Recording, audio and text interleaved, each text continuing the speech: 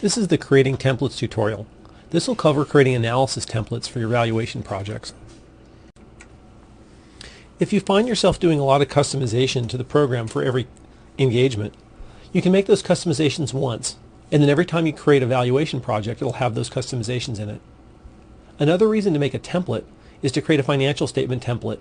For example, if you do a lot of valuations on banks, you can create a template that has the financial statements of banks already preloaded in it, so you don't have to customize it from scratch.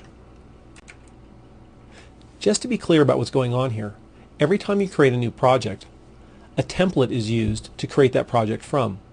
The program comes with a default template, but you can make as many additional templates as you want. The template consists of the financial statements and all of the schedules in the project. Creating a template is simple.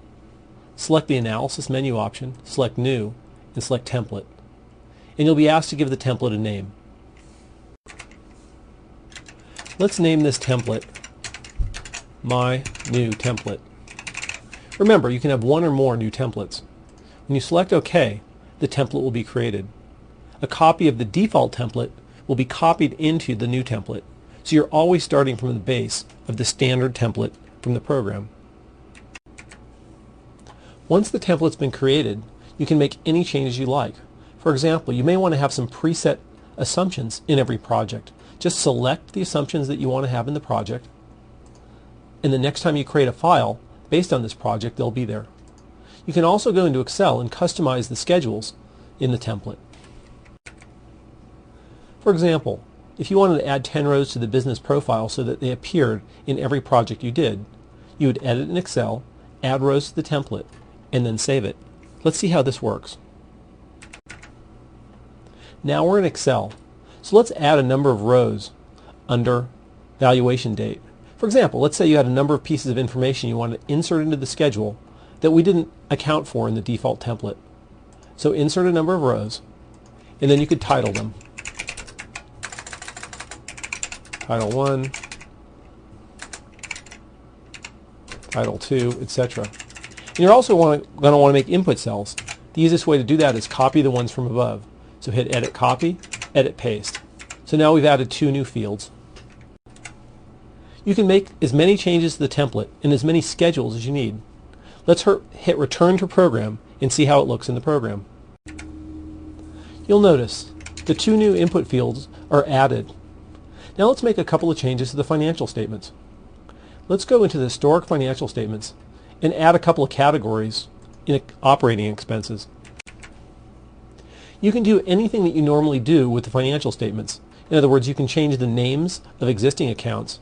For example, contributions might not exist, or you might want to change it to something else. So you could call it My New Account. You can also insert accounts. So under Automobiles, let's say we want to insert an account, and we'll call it My New Account 2. And we'll select OK. You'll see that My New Account 2 has been added.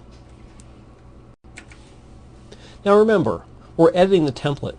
This is the template that all future projects can be based on. So now we want to save it so we can base a project on it. So hit File, Save, and the template will be saved. Now our template's created. Let's see how we create a valuation project based on that template. Select Analysis, New, Analysis, and you'll notice a New Analysis dialog appears. Normally you won't see this dialog. It only appears if there's more than one template. In other words, the standard template for the program comes with the program, and there's no choice if that's the only one there. However, when you add your first new template, this choice will show up. So let's select My New Template and select OK. Now you will get a valuation project based on your new template. Give it a file name, and the program will create a project based on your new template. So now we've created a new project based on the template that we just made. So let's take a look and see if our changes are here. Remember, on the business profile we added a couple of input rows, and there they are. Let's take a look at the financial statements. Under Historic Income Statement, we added a new account under Automobiles, and we also changed contributions to My New Account. They're both here. The power of this should be obvious. You can create templates that have all your customizations in them, so every time you create a project, the customizations are already there.